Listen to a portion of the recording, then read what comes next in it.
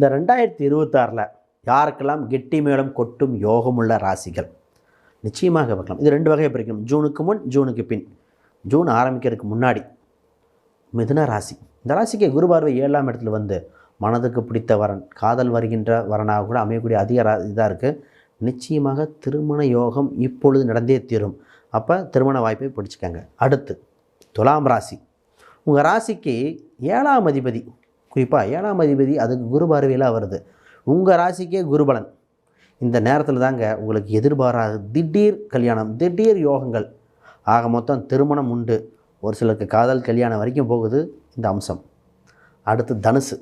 தனுசுக்கு தடைகளை உடைத்தெறிந்து திருமணம் செய்கிற மாதிரிங்க. உங்கள் ராசிக்கு நேர் 7ல் குரு.